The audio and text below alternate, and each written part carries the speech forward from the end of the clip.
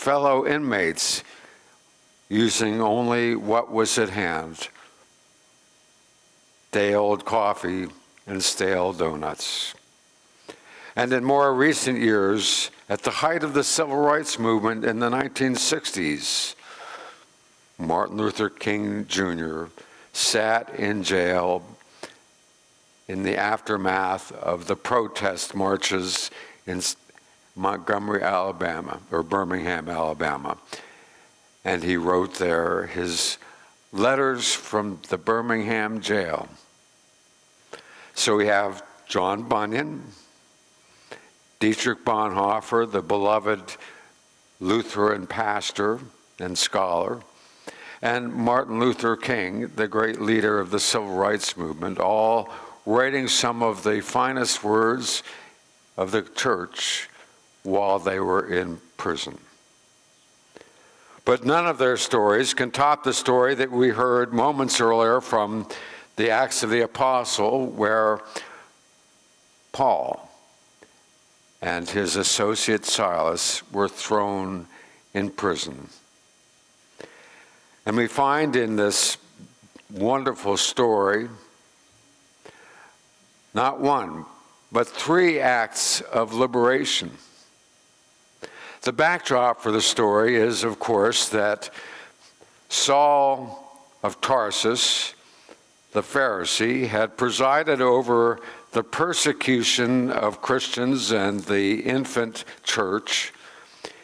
It was Saul, the Pharisee, who stood there and gave the nod as the crowds stoned the first Christian martyr, Stephen.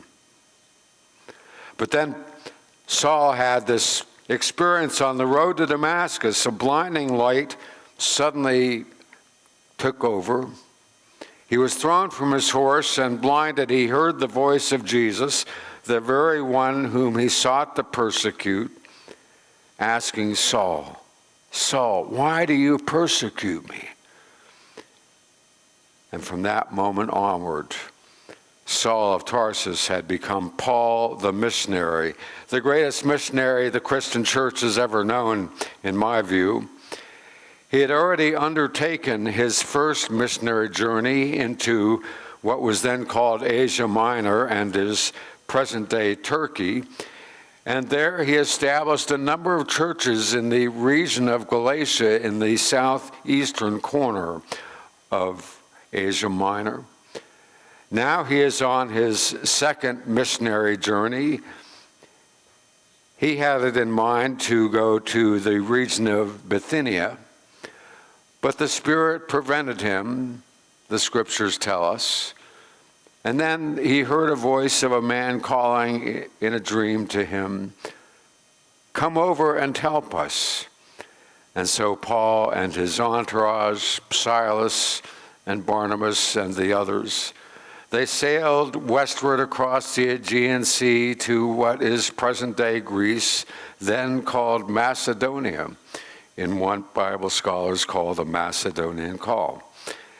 And landing upon the shores of Macedonia, Paul established churches such as Thessalonica and Corinth and Philippi, where we find them in our reading today.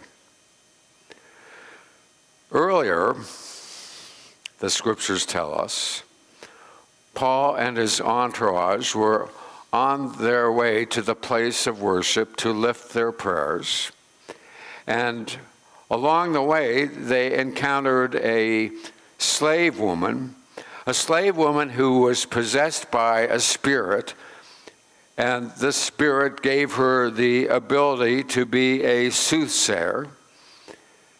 This made good money to her owners or masters who sold her out to tell people their futures, which they so desperately longed to hear. And I'm sure at first Paul and the others were glad to get this free advertising, because this possessed slave woman would shout out everywhere they went, "These people are of the Most High God, and they are teaching the way to salvation." But this went on for days and days and days, and Paul apparently became weary of it, and so he cast out that demon, and at last there was peace and quiet, all except for the possessed woman's owners. You see, she had been a wonderful source of income for them, a great livelihood, and now that the spirit which possessed her had been cast away, they had lost this wonderful source of revenue. And so they took their case to the magistrates, and that's where our story picks up.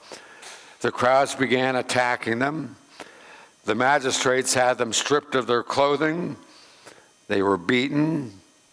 They were flogged. They were thrown into prison. And even worse, they were placed in the innermost, darkest place of that prison, a place where no sunlight ever fell.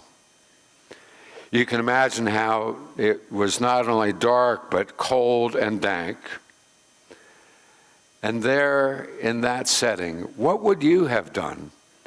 How would you have felt? What would have been your outlook for the future? I imagine for almost all of us, it would have been a very different reaction than that which we find from Paul and Silas. The Acts of the Apostles tell us that about midnight, Paul and Silas were praying. I get that. In times of duress, we pray to God and ask for deliverance. But they are also singing hymns to God. They were singing in prison. And not only that, the other prisoners were listening. Now you might say, well, what were the other prisoners going to do? They didn't have a choice. It's not like the other prisoners could get up and leave. But the scriptures tell us they were listening, and that verb listen suggests that it was not a passive but an active part the other prisoners took. They were paying attention. They took note that some of their fellow prisoners in such a place of dire circumstance and bleak outlook were praising God and offering their prayers and singing hymns.